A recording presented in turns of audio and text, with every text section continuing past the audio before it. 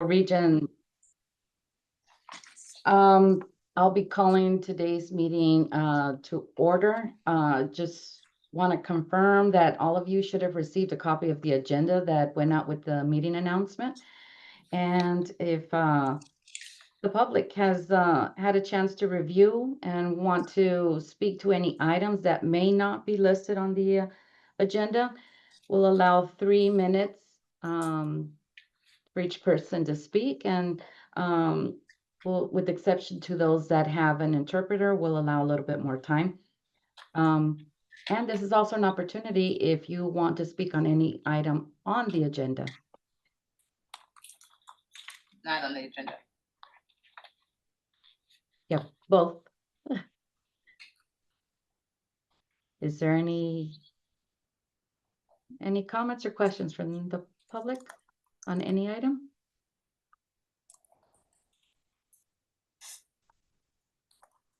All right, can I get someone to approval of the minutes?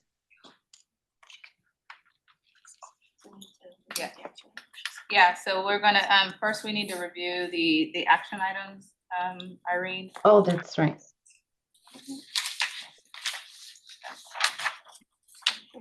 Oh, okay, all right. First action item was owner provide information about SAR-7 uploads in November or December. If those numbers have transferred over to Benefits Cal, indicate if there's any volume difference between October until now for the SAR-7.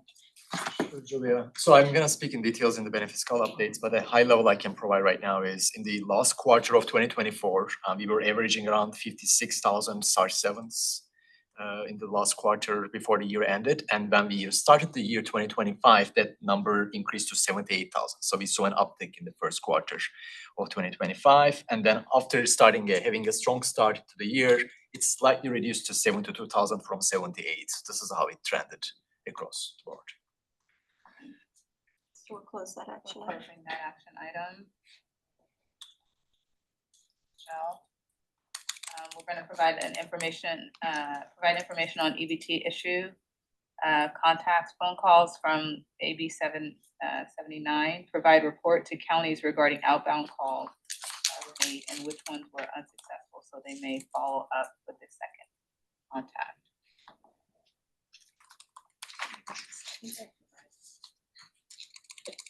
Sorry, I'm not prepared. Yeah, no, if you, it has that information been. I did share information with Jen on follow-up. In an email.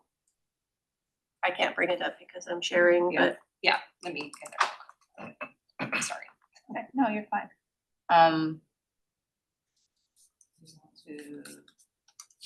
Do you want us to circle back around? So I got it.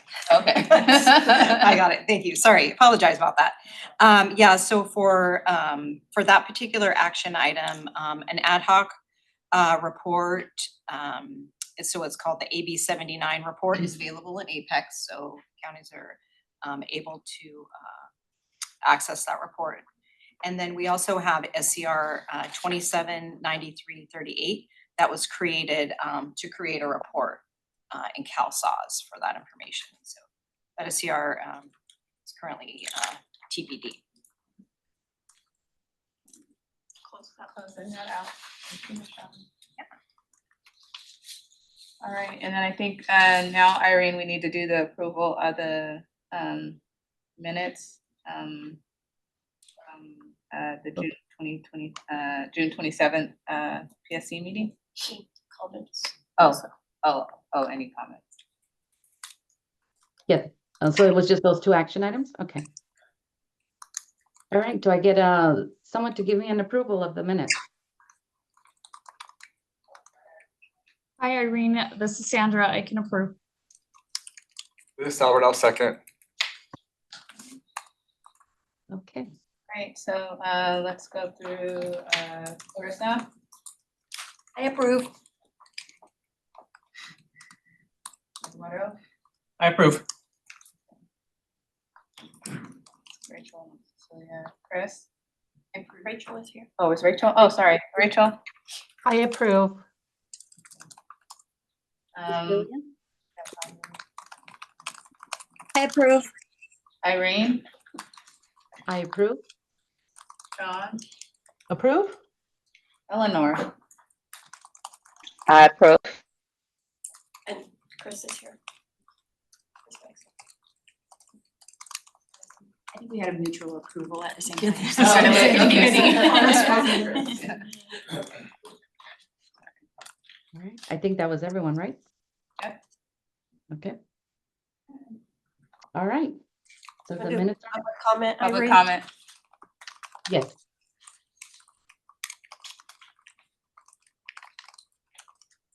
Any comments from the public? Any comments from the public?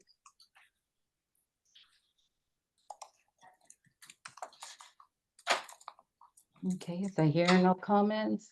Any comments from PSC members?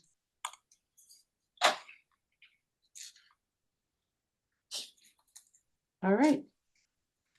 Okay, then let's move on to the agenda. All right, we have some informational items to share. The first one is related to, we just had our 2025 conference in San Diego. Thank you again to San Diego for hosting us. But we put out a survey during the conference, and we also kept that open for a period of time after. So we just wanted to share some of the results on the Métis survey in terms of the feedback we got from folks on their overall experience, and then specific to the sessions, pluses, minuses, and things like that. So overall, you can see that that the feedback we got was overwhelmingly positive on the 2025 conference. Pretty much all of our scores are at 4 and above. With the exception of being in terms of the right number of breakout sessions. So what we got back was we want more, and that there was actually a desire to have more sessions. And so we are taking this feedback back and using it as we continue to shape the 2026 conference. The first plenary session was the one that I did on the CalSAW's priorities, objectives, and how we're looking to operationalize some improvements to the process to give us efficiency and focus on business value. That was at a 4 across the board on feedback from those respondents. The Gen AI call summary prep one also got really strong feedback from those who participated.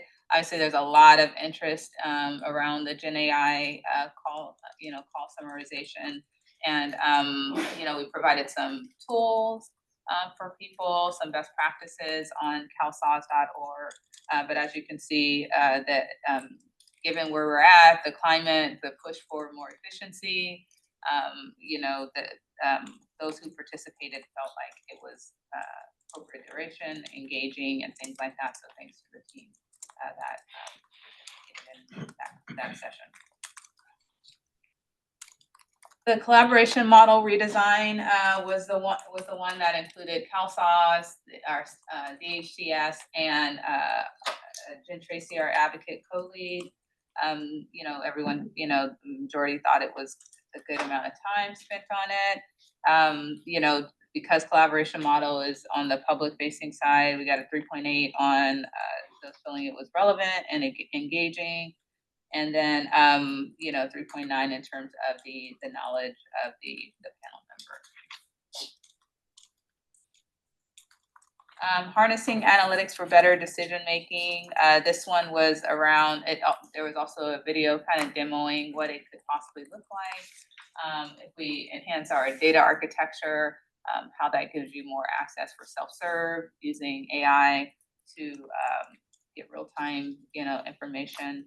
And so that was a 4.0 with a 3.9 on it being relevant and engaging, and the knowledge of the panel members. What we did notice as a theme back to the original comment, which was they wanted more sessions. Some felt like the sessions were a little bit longer than they needed to be. And so we would probably, take that into consideration in terms of the duration. Using gamification to improve contact center, CENTA. So this one was a mixed response. The main driver of this mixed response is because this was also a part of the CWDA conference. And so for some, it felt like, oh, this is, we've heard this before. But then also because of, San Diego, they don't use our contact center. Some didn't necessarily make the connection quite completely. But we do appreciate San Diego sharing the perspective on how they enabled the culture shift that came before all the technical changes to their gamification of their actual contact center. There was a lot of lessons learned in terms of how you can improve the culture of your organization to incentivize people's performance in contact center. So kudos and thank you to San Diego on that one. Oh man, the MVP of the conference was the return mail session. And so this one it's very relevant. It's, was very engaging. There's a lot of opportunities in return mail now that CalSAWS is going to, it's being absorbed into the CalSAWS budget. That helps, I'm sure, with the scores on this one. But congratulations to everyone that put that session together.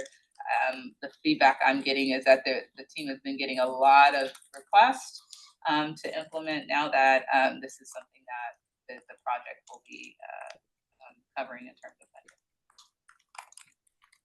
The networking with a mission. We got a lot of antisocial people in this in this ecosystem, and so this session came ironically as an ask from the feedback from last year, where people said we just want a space to get to know and network and things. And we learned our lesson, we should stop listening to people. But, they didn't feel like it was relevant or engaging. And, but we will take the feedback, that's like specific feedback, and use that on how we can still create a space for people to kind of, connect and maybe do it in a shorter period of time, or in a way that's more engaging. But I still appreciate, everyone that participated in there. There was a lot of laughter, in that session. All right, so the favorite part of the conference. So I'm going to say that this is all the feedback. These little bubbles are a collection of, the feedback and what we received in terms of what worked well. I'm also going to, humble brag and say that there's only one bubble for the BCR song, but the BCR song, statistically, if I'm not mistaken, Wendy, was the majority of the feedback. It should be like, What's the biggest letter? it should be, yeah, it has the biggest letters. Oh, I didn't catch that. Okay. It should be a big bubble. It should be engulfing all of these. But the BCR song obviously was a huge hit. We've actually shared it for those that are listening. That have asked for that song to be shared with their counties for training and helping explain it. But we got return mail, no surprise, was one of the things as well. A lot of the counties appreciated the collaboration model, even though the scores were kind of mixed. But there was feedback that this really reminds us of what's important in the community and the impact. People like the topics, the keynotes. Thank you to Michael and Rick Wani on their keynotes. And so overall, we got really good feedback on the conference. In terms of how we can improve, better chairs, and work on that. All the feedback here is all things that we read, and it was like these are easy fixes, for us. And like the slides, the feedback being that some of the slides weren't as readable as people would like them to be. Some wanted an additional day. The plenary sessions, again, feeling like we could maybe do shorter, but have more actual sessions is definitely something that we heard, which is a good thing for us, right? If people say, we felt like this conference was too long, I want to go home, like, please let me out of here. That's not the feedback we want. But things like our code name challenge, nobody was a fan of that.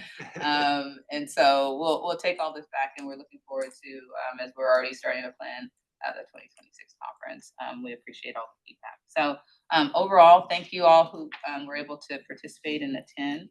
And thank you for those who, we had a lot more participation from the counties on the panels and in the sessions. And I think that worked really, really well. And that's something that we will continue in the future. In terms of next year, we're switching it up. We are leaving our favorite city of San Diego, and we are having it in San Francisco next year at the, can I say Fairmont? Yes. Okay, because we As long signed as it. the board approves it tomorrow. Okay, yeah. If the board doesn't approve our contract tomorrow, ignore this. But right now, the plan is for it to be at the Fairmont in San Francisco. Incredible location. We have already talked about the themes, already working on the sessions. Definitely looking forward to seeing you all there. So with that, Irene, I can turn over to you for any questions or comments. Okay, any questions or comments from the public? Okay, I hear none. Any questions or comments from PSC members?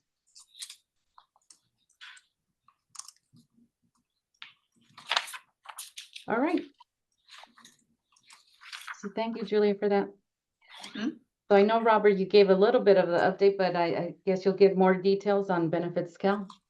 Absolutely. So good morning, everybody. As part of our continuous improvement process, we're constantly looking at opportunities to improve the experience for our workers and for the beneficiaries. Last month, we received 7 submissions on challenges that they faced. On a couple of them, in regards to doc upload, the files were uploaded, but the applications themselves were not submitted. In one case, we had a worker who was unaware of the doc location, and in the remaining cases, the documents didn't meet the eligibility requirements, and the workers had to reach back out and ask for additional information so that we can meet that threshold to be able to move forward. In order to help improve that process for everybody, we're continuing our county learning exchanges, where we go out to the various counties as needed and assist workers and staff with monthly training. We're working to push out monthly best practices and tips to allow individuals better understanding and help with that process. We're continuing to develop some quick guides that we'll be pushing out here. Right now, we're working on 2 of them to help work through the process as well. And we're looking at opportunities to enhance the system to make it more intuitive for all parties. And that's a continuous process. So one of the things that we ask is that we continue to get submissions. If there's something that for any of the counties where they're facing challenges, we want to fix it, but we need the data to be able to do that. So please continue those submissions so we can improve it for everybody. Just to kind of close the loop, thank you, Robert. So we're reporting it out here because it did come up in the May PSC meeting where there was some concerns, and after that meeting, we immediately reached out to the advocate co-leads for those 7 cases that Robert mentioned, and that's how we got here, just to kind of thread that needle through.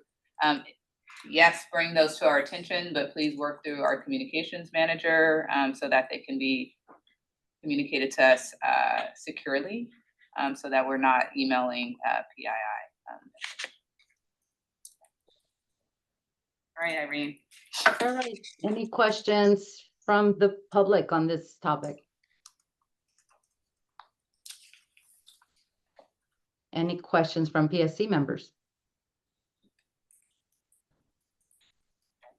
Irene, Jen, She has her hand up.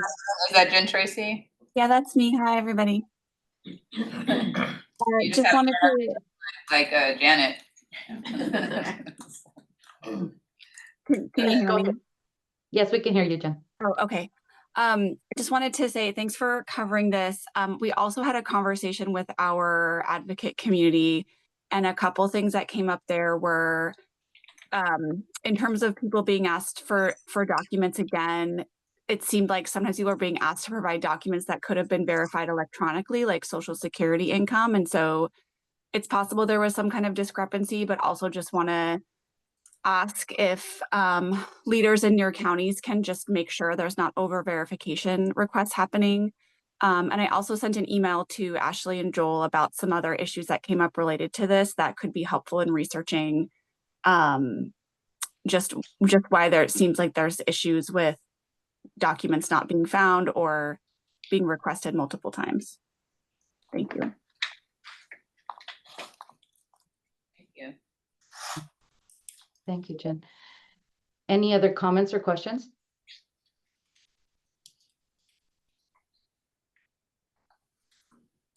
I don't see any other hands up. All right. Thank you, Robert. So then, Frederick. Benefits call update.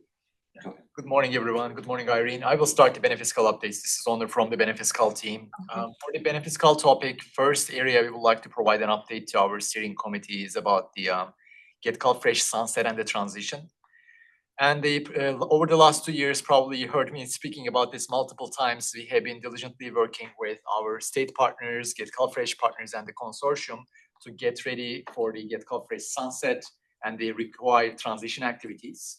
And within this calendar year, month of April was an important month as we reached and accomplished an important milestone as we completed all the required system changes which is identified as required for this transition for the Get Call Fresh. And following completion of those system improvements, the next sort of activities were primarily around the outreach and the communications, making sure our CBO community and the counties are ready for that transition. Where we have been partnering with state partners and the Get Call Fresh team along those activities. And month of June was also important. Around 2-3 weeks ago, around at the end of June, Get Call Fresh sunsetted the Get Call Fresh application functionality and started encouraging customers to submit those applications through the benefits call. So what does it mean for the counties? We are not anticipating any additional application volume or the workload implications to the downstream to the counties because those applications were already funneling through benefits call, given Get Call Fresh was using a macro code to auto-populate that data through the benefits call. So there is no impact anticipated to the counties. What we are tracking right now is we are expecting a reduction in the number of applications submitted by the CBOs and an increase on the customers because it's going to be less CBO applications and balance it out and reconcile on the customer applications as part of the sunset. Given this happened end of June, we will be closely monitoring it. And if our state partners or Get Call Fresh partners needs any help, we will be here to help out. Let's move on to the next slide. Next topic we would like to speak this morning is around the public-facing enhancements. I'm just going to touch on the key highlights, not going into super details on every monthly release. But so you heard Julie and our consoles executive leaders speaking about our overarching consoles objectives and including enhancing the user experience, providing support, supporting the county's downstream administrative processes, or enhancing the end user access. So in align those overarching objectives, there are some improvements that we have been planning to implement this month and the next couple of months. If I start with the July release, which is 2507, so we have been hearing from our stakeholders as well as our customers around the usability of the customer dashboard, which is also in alignment with improving the end user access, which is the console's objectives. And we have been doing kind of a revamping the customer dashboard, reordering the cases, realigning and reorganizing how we display the data on the customer dashboard, which is coming up this month at the end of the month when we have this July release. Similarly, on the document upload, which is also a really heavily used functionality to improve the usability for the customers. We added additional help context to reduce potential confusion on the customer end regarding the file size limit. So there is already a message on the screen informing the customers about that file size during the doc upload, but we are providing more examples and to make it more intuitive for them to enhance the user access. Moving on to month of August, the key highlights are here. We have been hearing from our collaboration model stakeholders in the past too. There were some sensitivities around our customer population with using a gender-specific pronouns within the application. So address that request from the customers. We are working on the changes to use gender-neutral pronouns throughout the benefits call application. That's going to be implemented in the August, and there's also some usability improvements focused on in the month of August too. If we move on to September 2509, there is some important changes coming up. One of them is related to our student population. When our students population is submitting a CalFresh application, there are some exemptions that can be highlighted by them, which is one of them is about local programs to improve the employability. And in order to make it more evident for them throughout the application process, we will be making changes in the CalFresh application for our student population, which is going to be also brought up to our UCD group as part of our monthly UCD meeting this month in the month of July. And similarly, another item that I would like to highlight is for our CBO community to enhance their experience too. We are going to be making some changes for the account creation to make the differentiation more evident for account creation customer versus a CBO. And last but not least, addressing the CMS requirement for the single streamline application to make it more consistent experience for customers for the medical applications. And that is also coming up in the month of September. Before I move on to the next slide, next topic, I also want to add additional details on the action item, which I touched in the beginning of the meeting for the SAR7 SAR7 uploads. When it comes to the SAR7 functionality, as you may remember, there are two ways for SAR7s to be completed. One is the online flow, which customers can do the benefits call digitally, or our CBO community can upload SAR7s as a form to all the customers. So if you look at the numbers, last quarter of 2024, the number of SAR7s completed online was around, as I mentioned at the beginning of the meeting, 56,000. Then it increased to, I think it was 78,000 in the first quarter of 2025. But if you change the lens and take a look at the SAR7s uploaded within the system, it was around, I think, 88,000 in the last quarter of 2024. And then that number changed to 85,000 in the first quarter of 2025. No, actually 85,000 in the last quarter of 2024 to 76,000 in the first quarter of 2026. So we also saw our CBO community uploading SAR7s the last quarter, and also see a reduction, slightly reduced number of uploads in the first quarter of 2025. But our application submission, as well as the SAR7 submission trends, seasonality factors seems consistent across the board for the SAR7s. So that is kind of the conclusion. Let's move on to the next slide, please. Kind of changing the lens or the topic from enhancements to the actual customer behavior on the benefits call. One of the topics we have been talking in the earlier our steering committee meetings about the customer behavior as it relates to improving the customer stickiness or the loyalty and also tracking how the customers are behaving throughout the application submission journey, meaning how the customers are behaving after initiation of the applications, if they are really completing the applications versus dropping off in the middle. If they are dropping off before completing the applications, where are they dropping off? And in the next few minutes, I'm gonna slightly drill down what we saw so far in the first quarter of 2025. In the first quarter of this year, calendar year, we saw 328,000 new applications initiated or started by our customers. And within this number, if you take a deeper look on the left-hand side, 64% of those applications were completed within 7 days by the customers. And close to 70%, 68 to 70% of those applications completed within a month after this initiation. So then we ask the question, okay, what happened to the rest, right? If they did not complete within 30 days, if they did not complete, where did they leave within the application process? So if you look at the right-hand side of this graphic, so we saw two areas which is highlighted in red that we saw some drop-offs from the customers. One is the your information section in the beginning of the application process, and the second piece is a document upload closer to the end. And if you go to the next slide, please. So if you double click and drill down to the your information section, which corresponds to the 39,000 applications or 13% of the drop-offs. So your information module has series of screens in the navigation flow. It's just not one screen, there is a series of screens where customers enter their names, additional household members' names, their address information, program selection. So again, if you take a look at the areas which are highlighted in red here, the most areas that we saw the drop-off from the customers are the name.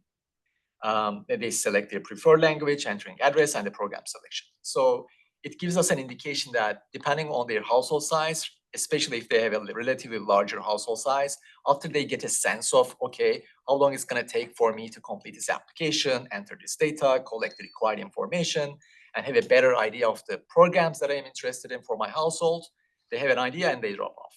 So there is kind of a tendency that we observe so far. And also, based on if you take a look at from the reverse angle, meaning who completes these applications, the more the age or the tech fluency increases or tech fluency reduces or the age increases or the household size increases, we have a less completion percentage or less completion behavior from the customers. So what are we gonna do?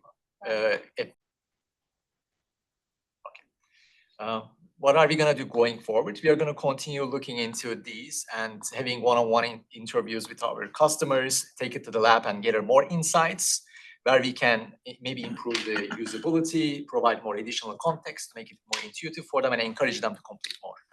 Julie, anything else? Yeah, no, he knows my contact. Yeah, the other part that I think we should also, for the counties, we've already shared this with the advocates as well, like that we don't have an assumption that everyone who's entering it is a good actor, right? So there's a natural drop off that we expect as people are trying to figure out how far they can get into benefits count before it asks them for too much information. I think that's something that it creates gates, and those gates are effective in doing what they're supposed to do in terms of protecting and making sure the system is protected. The other part too, on the 23%, I just wanted to drill down on that one because I think that's important based on the interviews that the Benefits Cal team has already done. We also know that not all the programs are in Benefits Cal, so they may start the application, and then once they get to program selection, they're like, oh, like this isn't even the right place for me to go, and then they exit the application. So I just wanted to kind of double click on a few of your points on this. Thank you so much, Julia. Yeah. Exactly. But with that, I think, Irene, I covered these are all Benefits Cal updates. I will just hand it back to you for any questions. Irene, Sean's hand is up. All right, Sean? Thank you, Irene. Thank you, Julia. I had a quick question. I know that, we're all looking towards, the changes in HR 1, and there's going to be an influx of people having to meet work requirements. Are we working towards allowing or starting looking at enhancements on Benefits Cal to allow people to submit that verification? And if so, would it have a specific drop down? Yeah, Sean, I think that's an excellent question. We don't have enough guidance yet from the state and the feds on what to get to design part of the process yet on that. So we are continuing daily communicating with our state partners on what is a work verification, what all those things. We have to get into a little bit more granular detail on the policy piece side of it before we actually start getting into what that looks like on the actual system perspective. So to answer your question, yes, we are already in the discussions about that, but there's still a lot of unknowns on just the work requirement at this point before we can even speculate on what that looks like from a design perspective.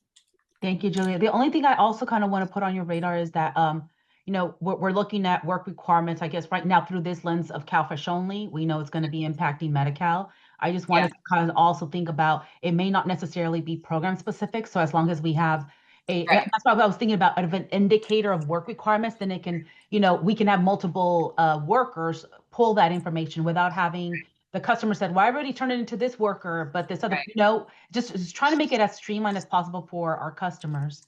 Yeah, that's really, I mean, that's, you nailed it. That's the communication. We're trying to push up suggestions and streamline this process as much as possible since this requirement is across the program. So yeah, absolutely, Sean, we agree on that.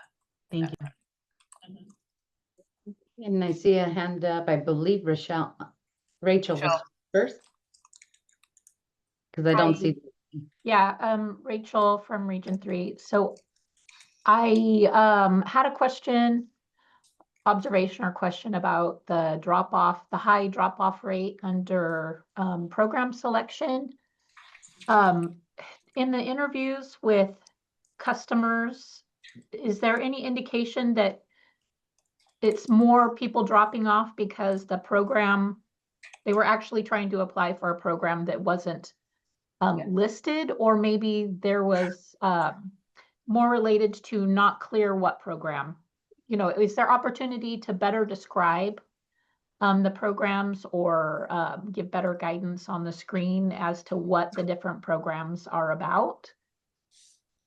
Yeah, Rachel, I'm sorry, Rachel, did I cut you No, off? I was done. Okay. I could start and owner can obviously chime in. I think that's what he was referring to, where we'll do some follow-up and get a little bit more granular on that. But in the interviews, when the team went out to like actual lobbies and asked like, why are you here and why aren't you using Benefits Cal? The feedback was, and it was true, those programs don't, their program that they were coming in for was so specific and it was not available within Benefits Cal. So, but we'll continue to have those conversations and get some more user perspective on that. Exactly. Thank you, Julia. In addition to that, one of the things that we observed when we spoke to the customers in the lobbies, Rachel, was like, because the naming convention, the Benefits Cal, they think anything that you can apply to get benefits in California, they were thinking anything under that umbrella is available in Benefits Cal. And when they go to the program selection screen, they cannot see that program and they're like, okay, this is not what I was looking for. That is one of the pieces, but we have been working with our state partners if we can add additional specifics for the program descriptions too. Yeah. Sandra, I see your hand is raised too. Hi, thank you. For the sake of and I appreciate all the updates that are coming, but as we're getting closer to 2026, can you provide us just some of the information on how Benefits Cal is going to be updating all the property areas for those individuals that are coming back on where they have to provide property for Medi-Cal? Sandra, what's the ask? The ask is just to for the next meetings, just to provide more information on how we are updating Benefits Cal so that it works to provide us information on how customers are going to be able to update any property fields in their, like for their REs or applications as January 1st comes, and we have to now start assessing property for Medi-Cal. Yeah. So that is something that it's in the talks for the later part of this year to add them to the redetermination renewal flow, to add those assets section of the Benefits Cal. Yeah. Sandra, so that's something we will be working on before the calendar year end. Yeah, in September, by September, PSC, do we have PSC next month? PSC. Okay, not just next month. The August PSC, we can have an update on that. We canceled JPA in August, but our team can provide that update, Sandra. Okay, thank you. Thank you. Thank you. Any other questions from PSC? I don't see any other hands. Any questions from the public?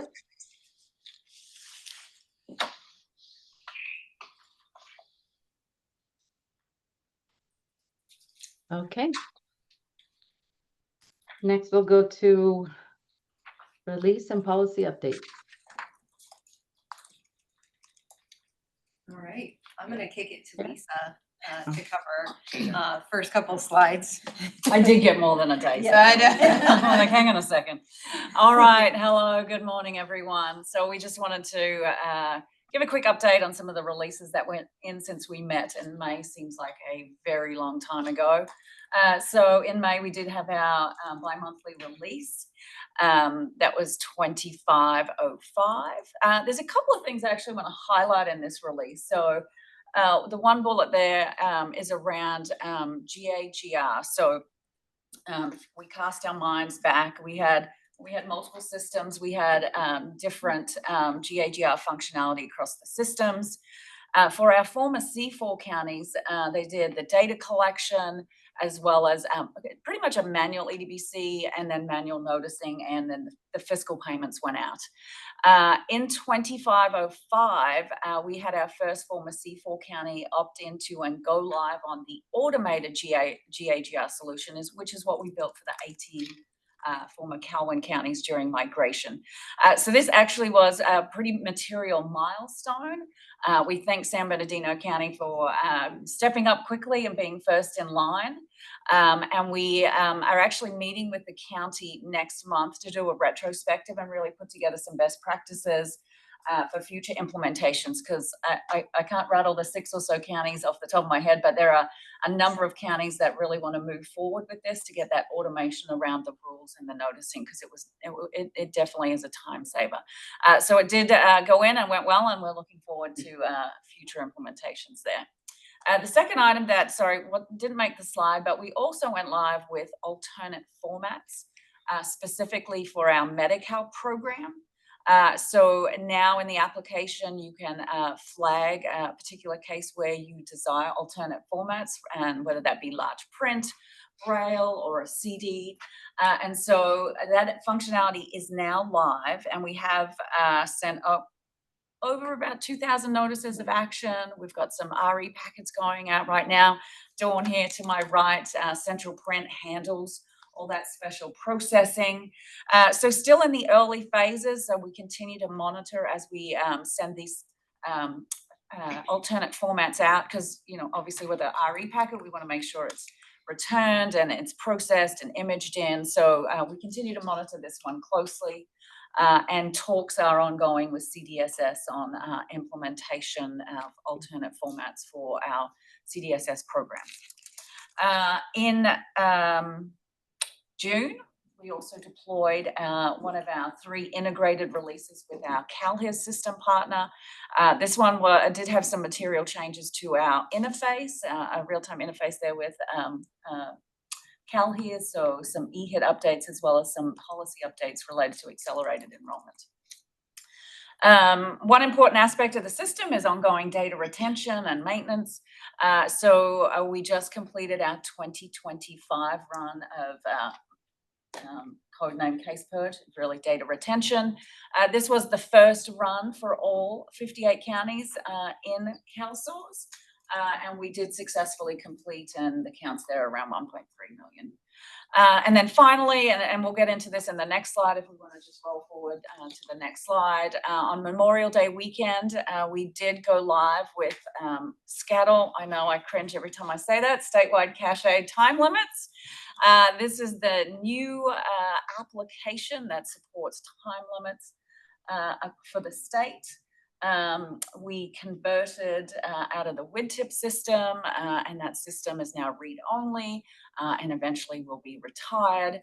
And really this was a key step in, now that we're all together in one system, and it's bringing that data in and making it really easily accessible for the counties. So next slide, I'll just give some quick highlights on this. Thank you.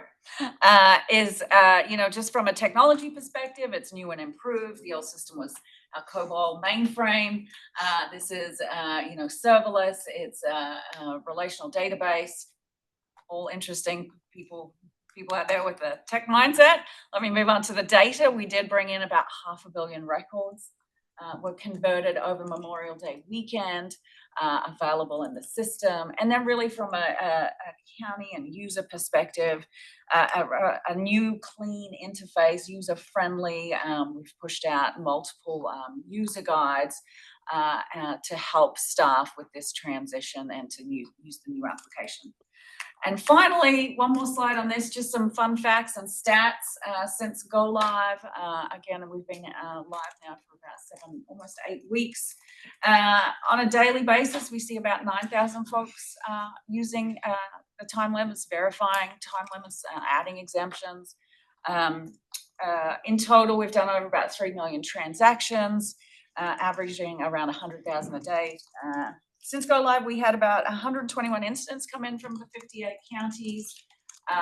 Through this morning, we've got, I think, about 11 open and 9 defects. So we intentionally have had hyper focus. Obviously, this was a brand new application, new technology. So we've been doing a lot of post-implementation support to make sure as issues have surfaced that we're responding timely and really keeping the system moving forward and being responsive. So wanted to give that quick update. And back to Michelle, I think has the next slide. Thank you. Okay, so on this slide, I'm not gonna drain everything, but just wanna do a couple of key items I wanna highlight for July. So the foster care King Gap C&I, so basically cost of living increase. We're gonna be implementing those new values on July 24th. And then our plan is to run a batch EDBC process for those two programs on August 9th. AAP, we are going to implement the new values for the AAP rates on July 31st. And we have SCR to run batch EDBC for the AAP program scheduled for August 9th. One last thing on here I want to highlight is the CalWORKS IRT and the CalFresh COLA. So this is very tentative. We're still waiting for final policy on CalFresh COLA. So tentatively, we're scheduled to update values in August and then run batch EDBC in September. But again, all dependent upon, when we get the policy from the state. And so that was a little bit of August. So for September, a couple things on our baseline release I want to highlight. And this is something that owner mentioned in his update to Benefits Cal. CalSAWS will also be making several changes related to the single streamline application, so related to CalHERS. And then last, for October, we are planning to do an informing notice about the ABOD waiver ending. Still very much up in the air where ABOD implementation is going to land, so that's very tentative. So the next slide, from a 2507 implementation perspective, testing is complete. We had our green light meeting yesterday. So we are a go for the implementation on the 20th. And then we have post deployments calls scheduled for the 21st through the 23rd.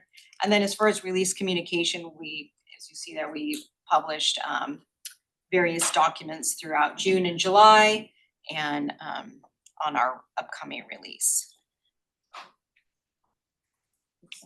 Yes, before we move off 2507, I do want to acknowledge that we did pull an SCR from that release. I think we've got about 70 SCRs going out.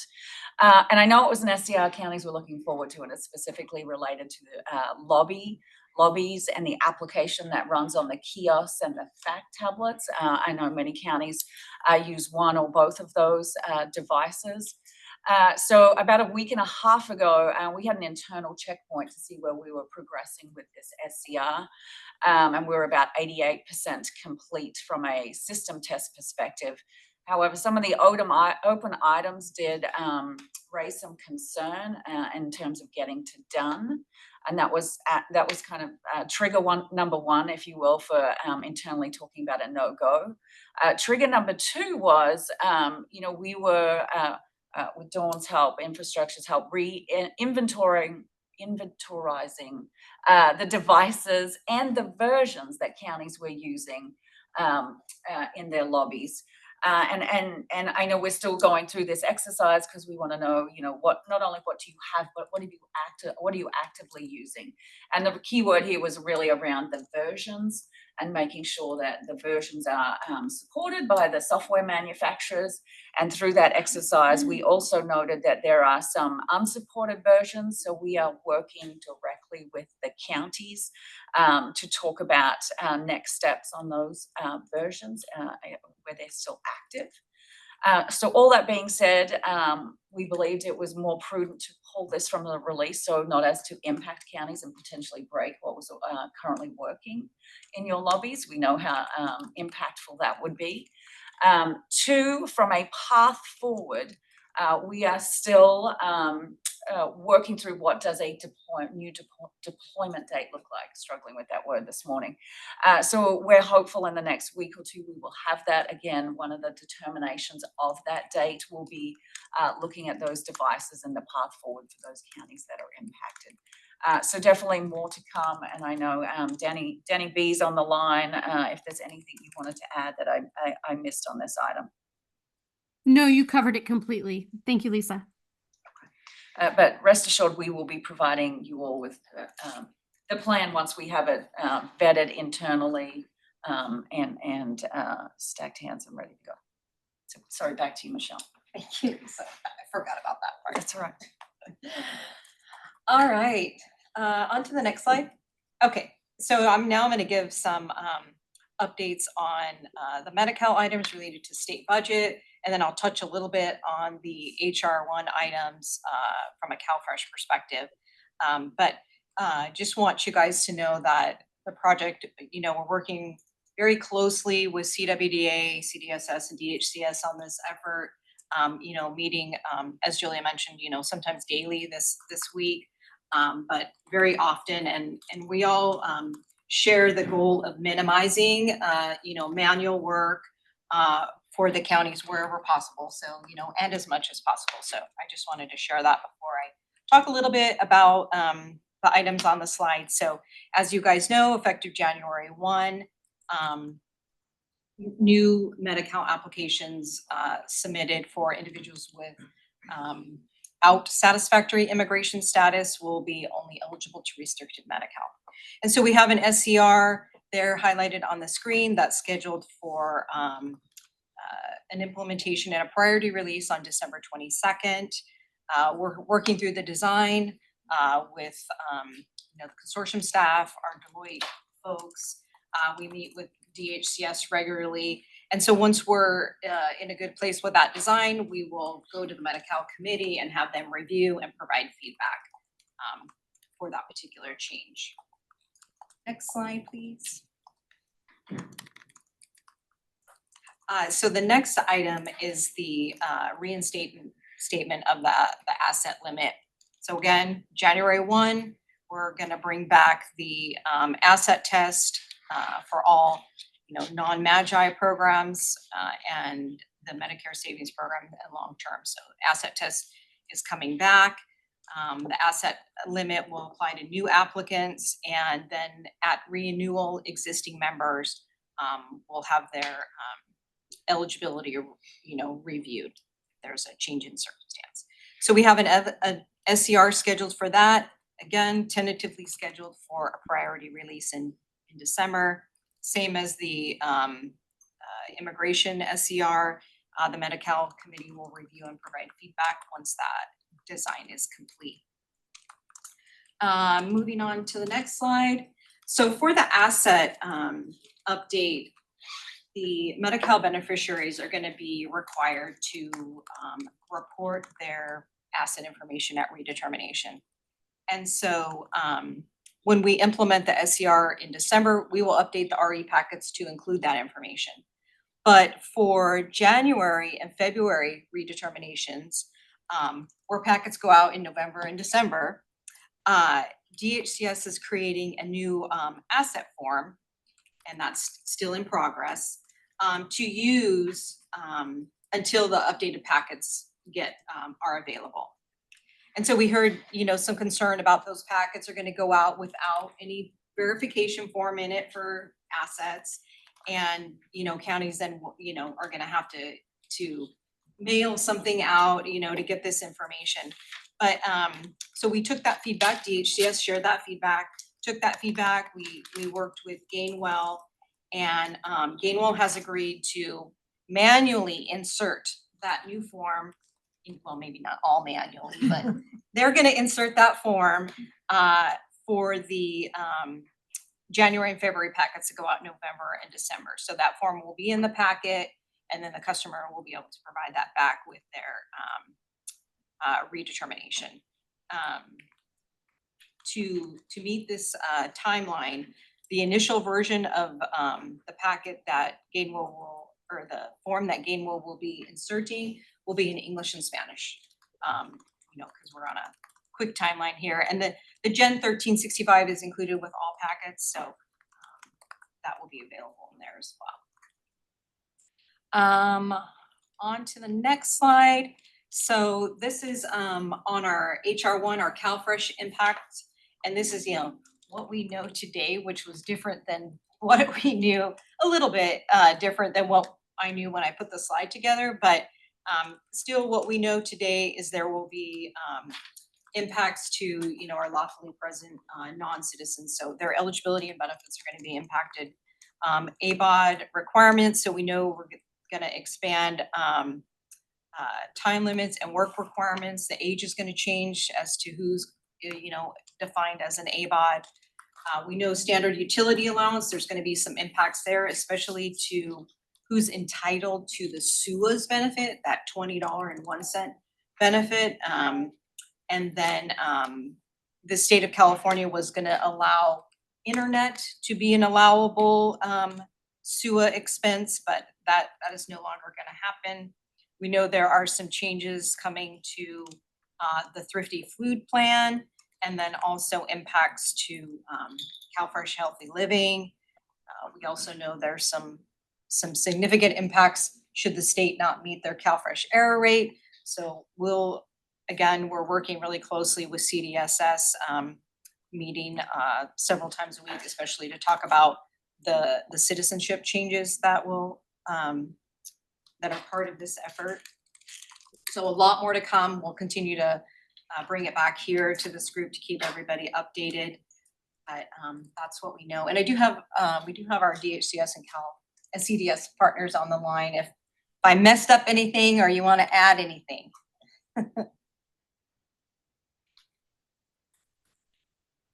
You did great, Michelle. I was going to take that as I must have done great. Okay, back to you. So any questions, any other questions from PSC members? Albert. Yeah, good morning. I'm Albert, Region 5. I would like to take this opportunity to thank both DHCS and our project partners for taking that feedback and inserting that document into our package. That really saved us time and having to go and fetch this new information. Having it available at least in this paper form allows the counties to feel comfortable that the renewals received for the month of January and February, we can take action. So again, I would really like to express our gratitude for quick action on that piece. So thank you. And I think Sandra, you had your hand up? Yes, I have a question regarding the release for Medi-Cal. It's on the page right behind this one, or the one before this one. So for the release being December 22nd, well, I know for our staff, the November REs, they start coming in pretty early. So they start processing and touching those cases early December probably. Is this going to have an impact where they may not have some of the changes necessary to be able to process those January REs?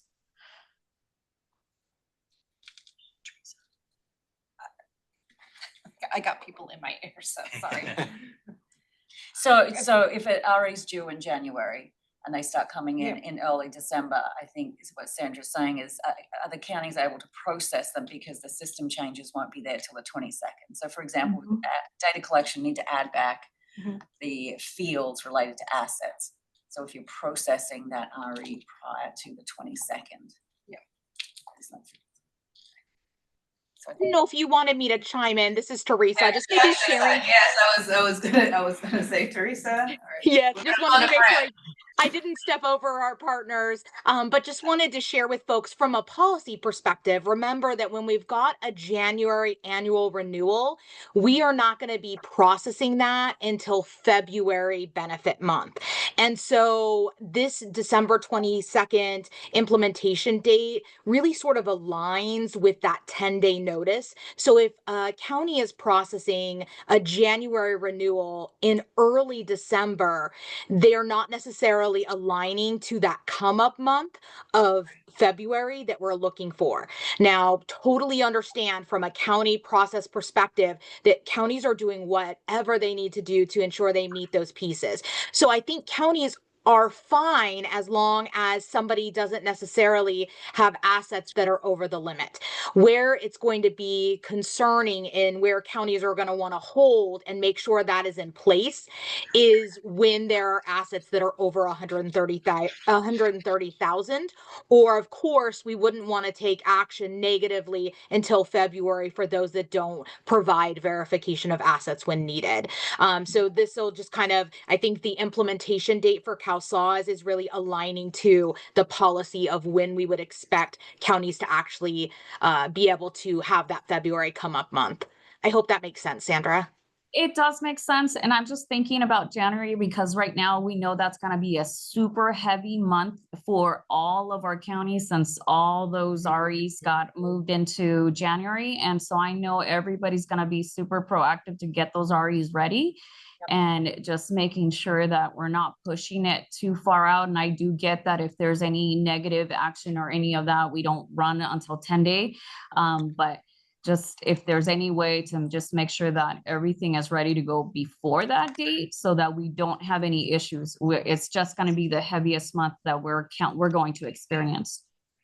Yeah, and Sandra, what I think would be great, because we've got CalSAWS and DHCS that are going to be participating in the county work group that's going to be starting, I think, at the tail end of this month. This is a fantastic conversation for us to really engage together to figure out from a policy perspective where we can give counties that flexibility to begin early, and then, you know, making sure that you've got the information on what that looks like from what is possible within the system during that time period. Thank you. We appreciate it. Yeah, thanks so much for lifting that up. Okay. Any other questions from PSC members? Lynn has her hand up. I just have a quick question. Again, I really appreciate all the work everyone is doing. This is going to be a heavy lift, you know, in the next couple of months for everybody. So all is definitely appreciated. I may have missed it in the readout, but are there going to be plans for the freeze that's coming up in January for those for Medi-Cal cases that are unsatisfactory immigration status? So is that also being considered and how that's going to be working in the system? Yeah, so that was the first. That was okay. That was the first SER. Yep, we have SER and we're currently working on the design, and then we'll take that through the Medi-Cal committee. I think I just heard the new application piece of it. Yeah, definitely. We'll cover all that change associated to the unsatisfactory immigration status. I guess my question is, will a lot of that be automated for the county so that? That is the plan. Yep. Yeah, we'll make adjustments to the applicable eligibility based on, a lot of it's based on aid code. And then we'll look to do some batch processes so workers aren't doing any kind of transition. And most of these folks too, and Teresa, you can definitely correct me if I'm wrong, are gonna remain in their zero share of cost, the active participants until the next year. Yeah. But then again, if they fail to provide or whatever, then they go into a 90-day suspend and, you know. Yeah.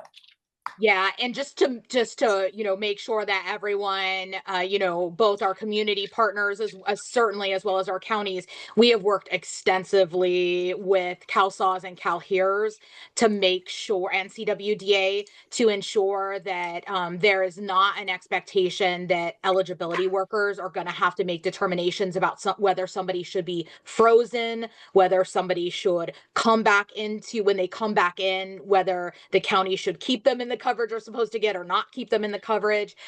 So all of that is part of the automated process. We want to make sure as much as possible that members that are currently in a fuller breadth scope of eligibility continue in that in any ways possible, and that also our counties have resources available if you want to do some very targeted outreach on these populations, that you have the data and the points to be able to do that, to also keep them in coverage, and that we've got the functionality as folks newly come in or that 90-day grace period has expired for them to come into a restricted scope eligibility coverage. So again, we've got a work group starting up for this particular one, as well as the premiums and the immigration related HR1 that is going to be starting on both the stakeholder side and the county side in the next couple of weeks. And so we know there are probably things that we didn't fully capture in our very quick paced implementation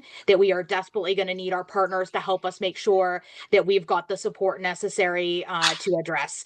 And so, yes, we have been working very closely with our automation partners on this. Thank you, Teresa. I really appreciate that, because I know counties will be asking for a lot of information and how all that's going to be working. This is Albert. Just one thing to consider on the automation side is that if multiple populations are going to be sharing the same aid code, we need to have a visual flag so that staff can at a glance be able to identify what population these individuals are if we're going to be sharing the same aid code and meds. Yep. Albert, it's as if we speak with one mind. That is exactly what DHCS is and CalSAWS is working to, and CalHERS are putting into the system, because we know if you've got somebody in M1 that is impacted by the population freeze and another individual that is in M1 that is not impacted by that, counties need to know the difference. And so that is absolutely part of the automation plan.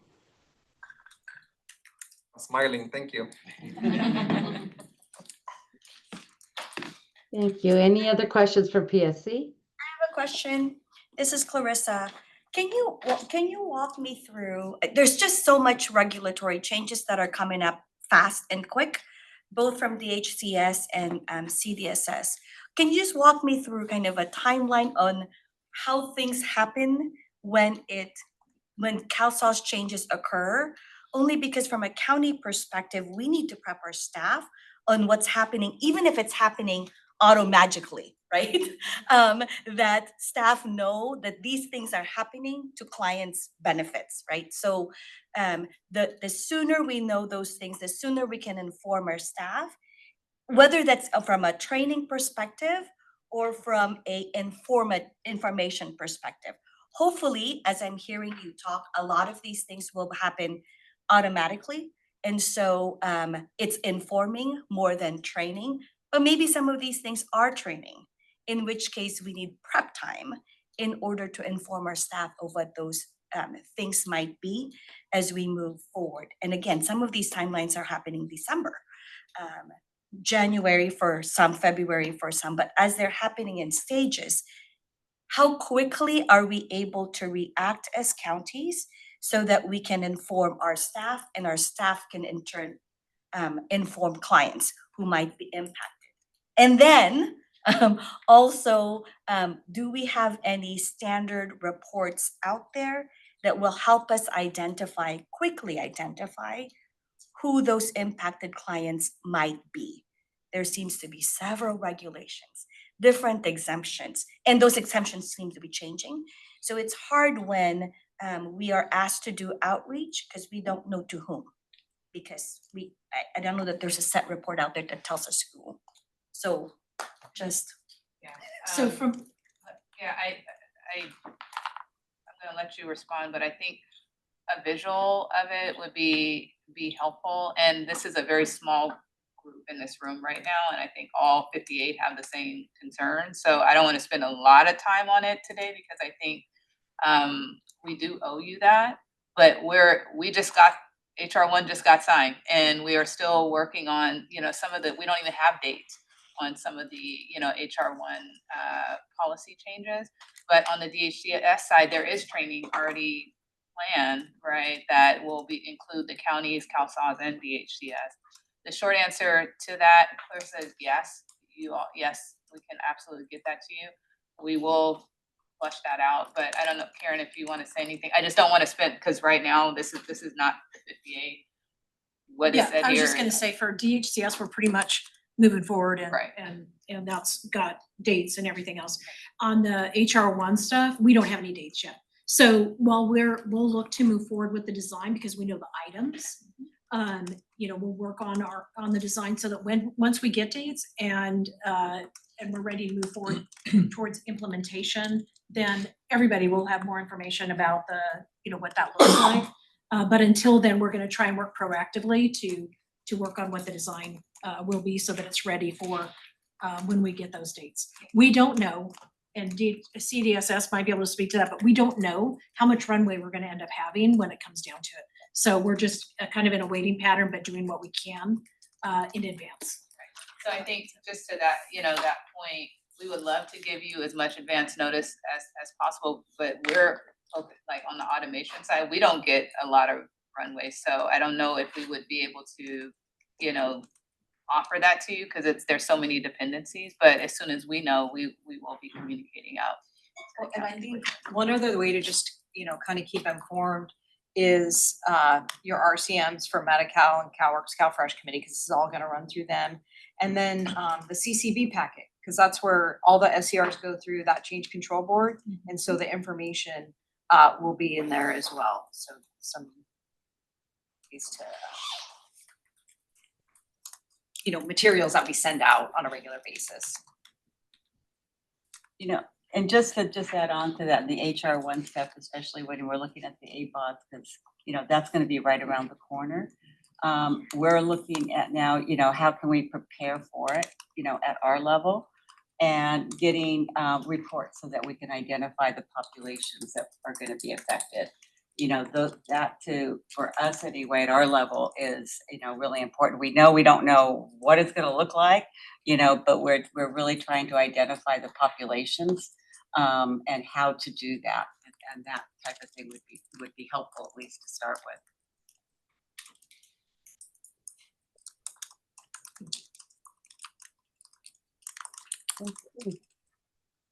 Mary, back to you. Any questions from the public on this topic?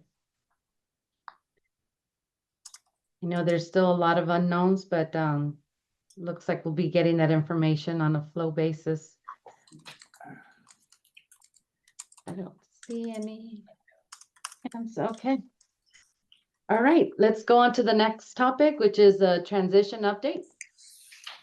This is Dawn Wilder-Gila, and we'll get you started. Sorry, Dawn, there's a raised hand for the last topic, I believe. Soledad, you raised your hand, but it's gone now, did you? I think Teresa responded to it. She did, but then- Actually, yes, I do have a question and I did put it in the chat. Do we know if ProCall will be coming back with everything that's coming with the Medi-Cal changes? Yeah, Teresa from DHCS responded in the chat. Teresa, I don't know if you want to audibly respond. Yeah, absolutely, I can. Just reminding folks that nothing changed with folks' immigration status. The only thing that really changed is whether or not that regardless of that immigration status, folks would be eligible to full scope coverage. So as we enter January 1st of 2026, if someone is claiming any of the categories of ProCall, they absolutely should do so. And that individual would be eligible potentially to full scope coverage. And just going to give a caveat that that as of July 1st, 2026, of that full scope coverage, dental will be carved out. And so you'll start to see DHCS use a bit of a different terminology when we're talking about the coverage for that particular population. But I'm assuming that is the intent of what you're asking. And yes, Pru-Call will continue to be available in that way. Great, thank you. Okay. All right, let's go to the transition update. All right, thanks. So on the infrastructure transition, probably the best news here is that pretty soon we can stop talking about it. Let's talk about exactly where we are right now. So the two circles on each end, imaging and access management, are now complete. So in June, we did complete the imaging and access management, which you all know is Forge, Rocker, Ping Identity. That transition is fully complete, both the infrastructure components and the application components. So those will be falling off of this slide, leaving us the one in the center, which is our contact center counties. That infrastructure transitioned in February, but we've been working on the transition of the actual application call flows, all the things that go on top of that infrastructure. And for the vast majority of that, we did complete that transition on July 11th. So everything but call summarization, which right now is Fresno, we did complete that on July 11th. So the only remaining component is that one where it says remaining transition, which is the call summarization, and that is due to be transitioned at the end of the month, at which time we would have completed the infrastructure transition, but for some closeout activities, lessons learned, things like that, that we'll be taking a look at. But other than that, at the end of July, we will should expect to be complete with that one last remaining component. And I think for the next slide, I'll be returning over to Rajesh for the M&E transition. Thanks, Dawn. On the M&E transition, the activities are proceeding, per plan, or I would call it slightly ahead of the track. I mean, if you look at a macro level, knowledge transfer 94% complete, job shadowing 79%, and then the reverse job shadowing 53%. Now, as we are progressing on the transition activities, we do realize there are some topics we need to add, which are being deployed by Accenture recently. Example, lobby management will add a session to that, or like CARES conversion will be another session. So we are adding here and there a few sessions, but for the most part, our transition activities, are kind of nearing completion. Last few months, our primary focus was on the SCR transition, and 25.09, which is the Accenture release, we've been doing our transition activities. The design and build activities are complete. On the testing front, the test scripts have been written, and now we are in the process of testing. So we hope to complete that hopefully by end of next week.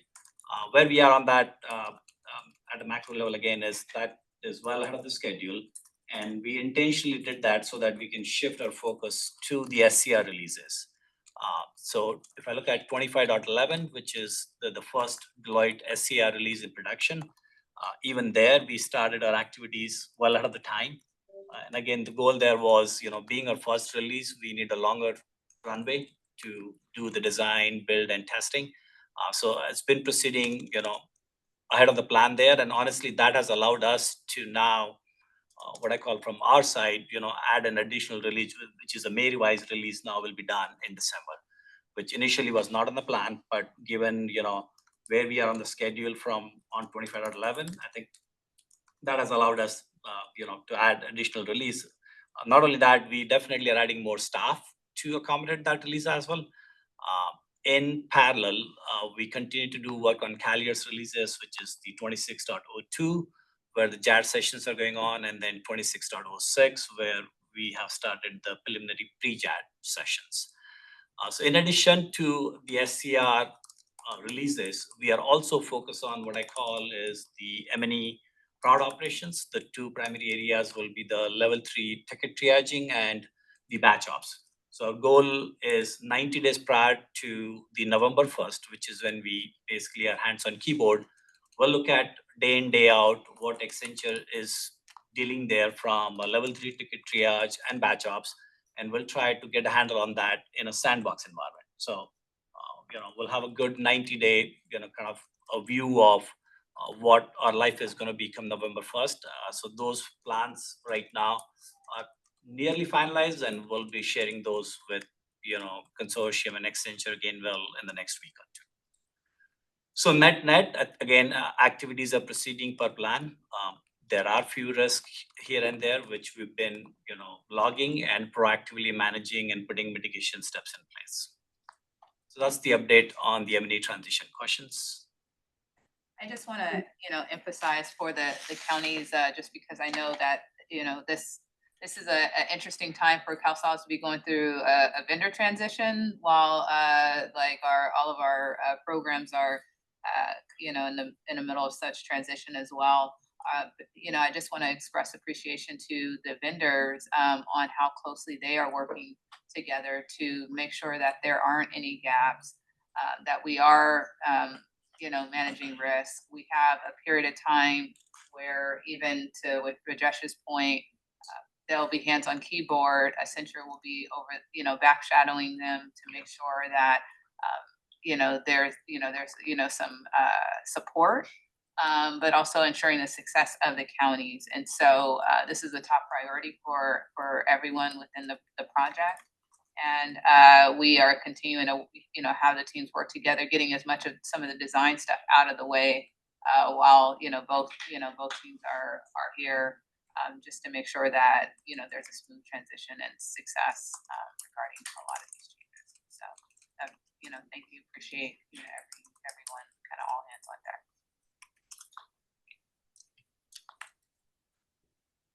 Irene, back to you. I don't see any hands up from PSC members. Any comments or questions from the public?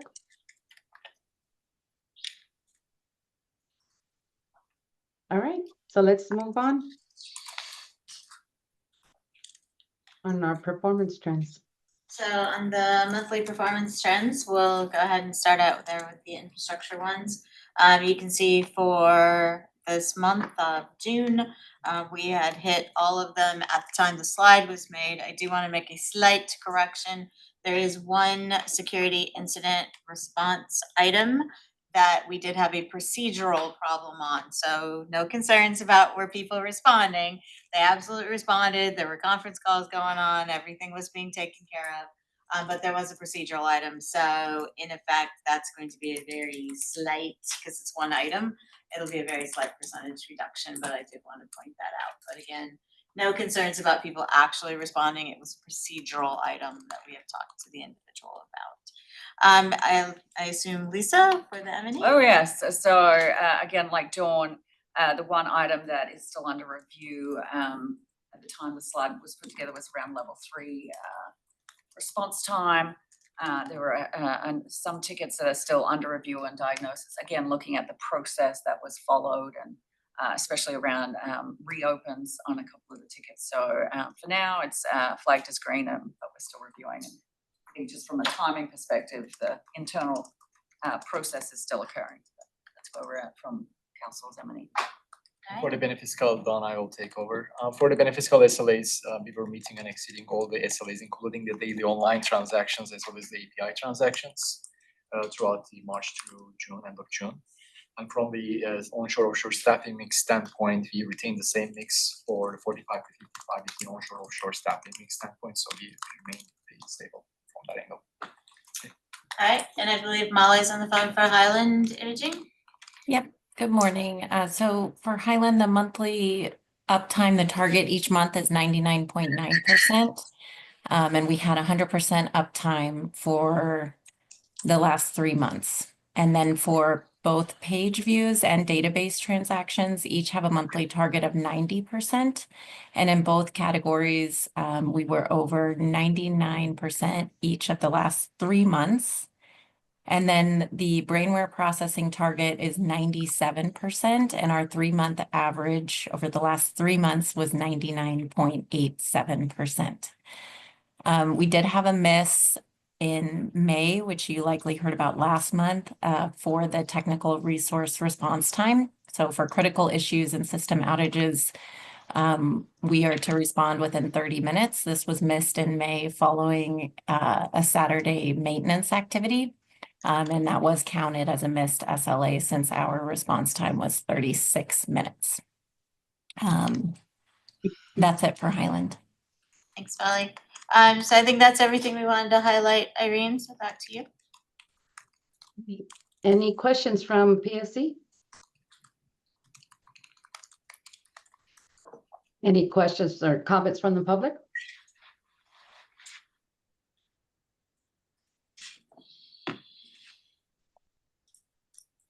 All right. Then next agenda item, procurement update. Thanks, Irene. The QA procurement is moving along. We still expect to be able to release the RFP August 11th to the vendor community, and everything is now moving along well. We got the FNS approval and are working through the CMS approval as we speak. Back to you, Irene.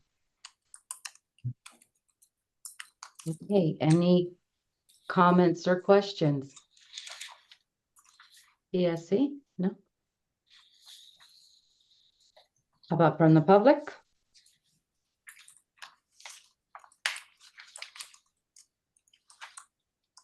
Okay. Thanks. State partners?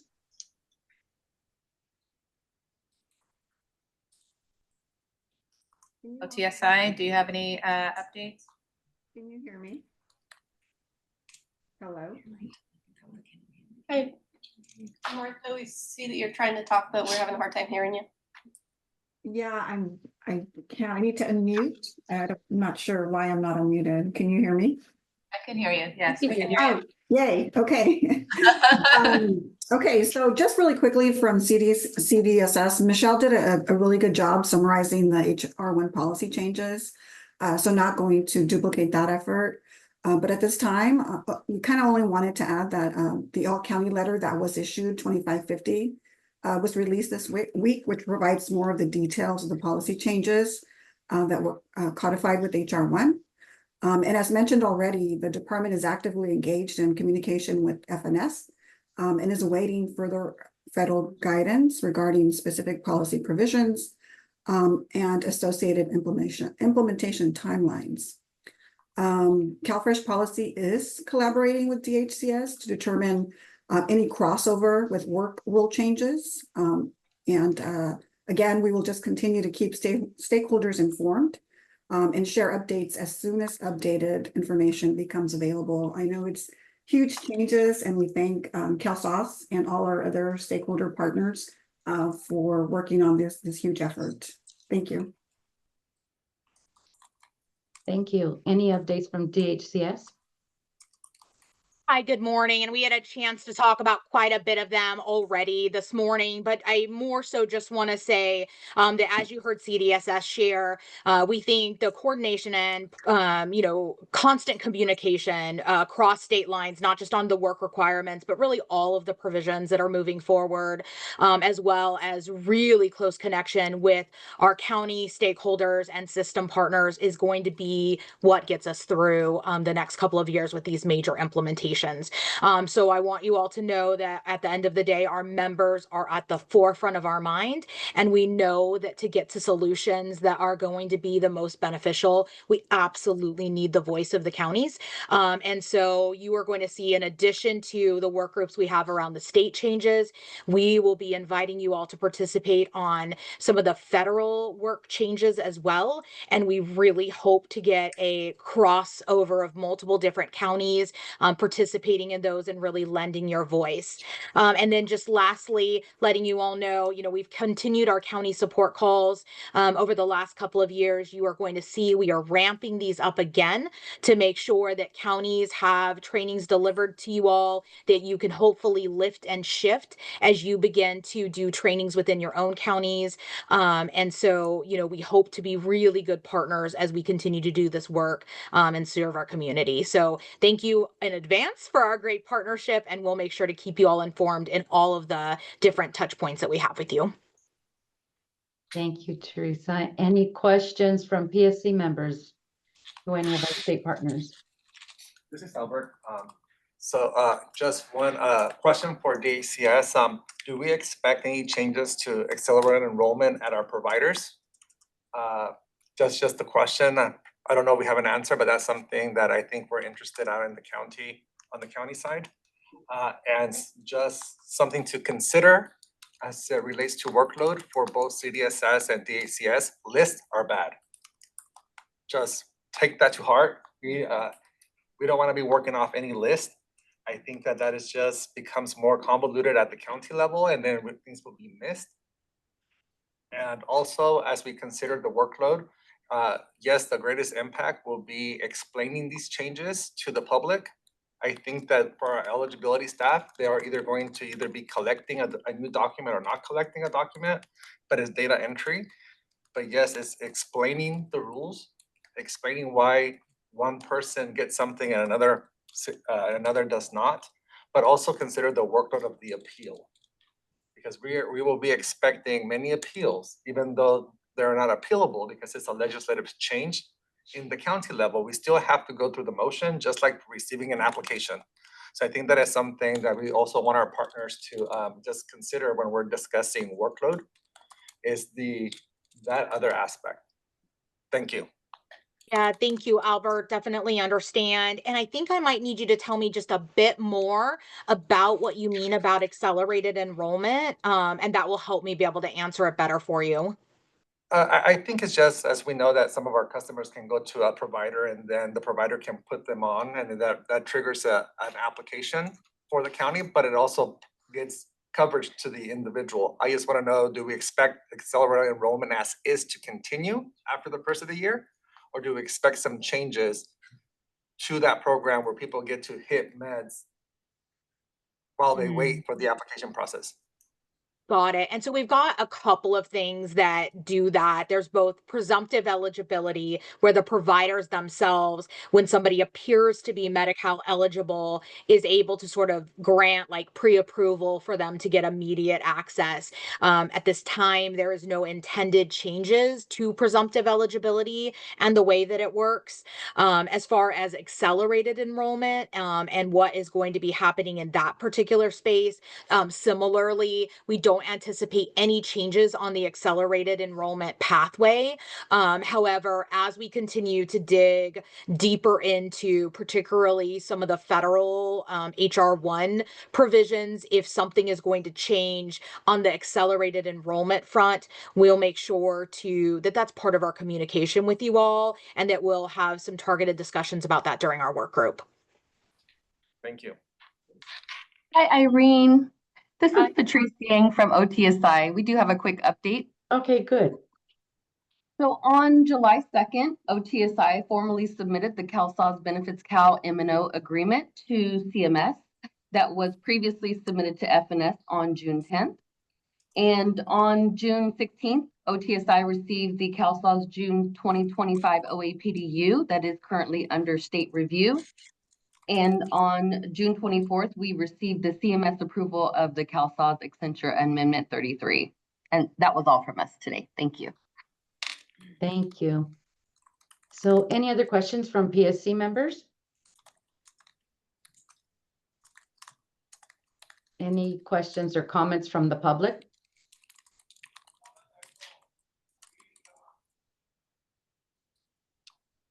All right, hearing none.